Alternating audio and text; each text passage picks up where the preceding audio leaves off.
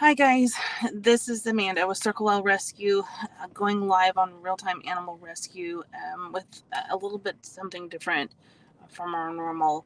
We typically tend to focus completely on what's going on on the other side of the camera, the animals, the event that we're at. But I wanted to go live today with a plea for rescues across the United States to, if at all possible, to reach out and help us here in Oklahoma. Um, there's no words for the level of crisis that we're at right now. There's nowhere for animals to go.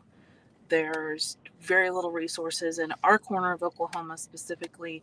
There are just a very severe lack of resources, and what that looks like for the community is dumped dogs, dumped cats. It's increasing the feral population. It's leading to unnecessary death. Of course, we're seeing a spread of diseases and illnesses like parvo.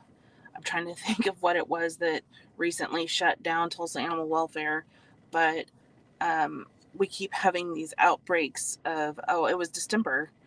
We keep having outbreaks of diseases that are completely controllable with proper vaccinations, but we lack the resources here. So I'm coming to you guys today. If you are a rescue in another area and you can just pledge to take even one dog from the state of Oklahoma, that would help reach out to not, Circle L, definitely any rescue or shelter here in the state, and just help us save these lives. I apologize. I'm really emotional today. About middle of last week, I had a kitten dumped at my personal property, and when I found her and picked her up, she weighed 12 ounces. She was probably 4 or 5 weeks old at that time. She was struggling to eat crunchy food. We put her on wet cat food. She was gaining weight moderately well. She was drinking water, and she had the sweetest personality. For those of you that follow us, we're a large and giant breed dog and horse rescue. So cats just aren't something that we handle as a rescue.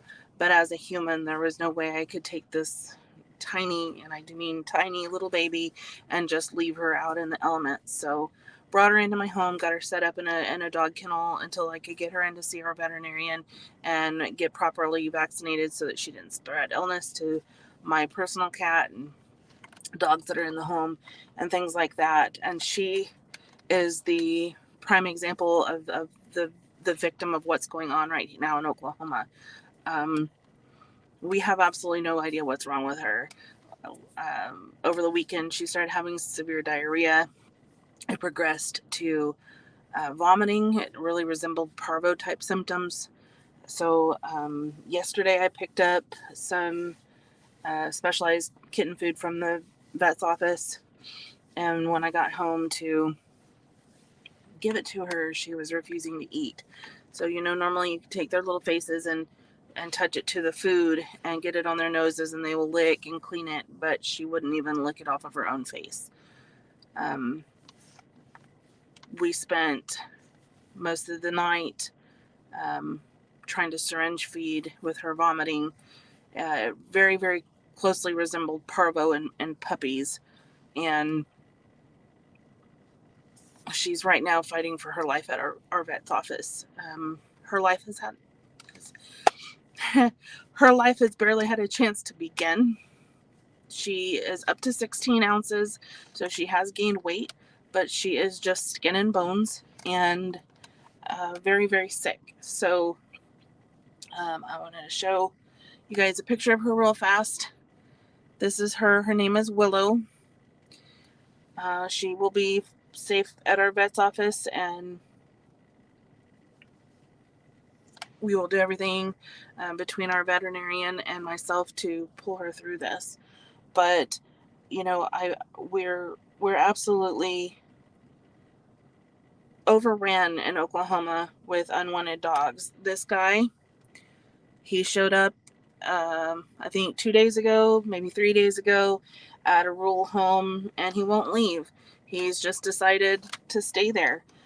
You know, we operate off of a wait list at this point. We're foster based, and we don't have room for him. This is Wally, who was hit and loose on the street and in Tahlequah, Oklahoma, and was hit and severely injured. Actually, I can show you his X-ray, breaking his back leg. We have just got an abundance of preventable disease and illness and injury that's going on because we don't have anywhere to keep these animals safe. So this is me coming to the rescue community and begging, if you are outside of Oklahoma and you could pledge to just take one animal from Oklahoma to help alleviate and to save that one life. I think our wait list, this little pitty guy joined our wait list yesterday, and I think that puts us at 66. We barely make a dent in that. We've got the Danes, the Brutus and Titan, are going to be adopted here soon, and that'll open up a spot. But you know, we will have that filled momentarily. I mean, we won't moments after. This little girl is about 2 years old, and she was found dumped and half starved to death. As you can see, she's a hound of some kind. My phone is literally full of all of these dogs that nobody wants. This little guy. Everywhere we turn is another life that, for whatever reason, has been thrown away. And it's become more than any one organization or any one group or even one network of organizations and groups can handle. So without rambling, this is my plea again. If you can just commit to saving one animal from Oklahoma, it would make a difference, because it's going to make a difference in that one animal's life. You can reach us at the phone number, if I can find it, right there at the bottom. We're more than happy to put you in touch with a multitude of organizations in the area that's overflowing with babies. We had a successful Fido Fest in Tahlequah this weekend. I think we're up to 32 adoptions, thank you Lord, and 5 pending adoptions from that event. And unfortunately for the city pound of Tahlequah, I think it only freed up a handful of kennels. They're just at that capacity. So we've got to do something. We've got to do better. But in the immediate, we've got lives that don't deserve the suffering that they are being handed. So again, if you can help us, reach out. And I thank everybody that has taken the time to listen to me ramble today, and love on your babies, your fur babies, that they are not having to go through what's going on here. Thanks.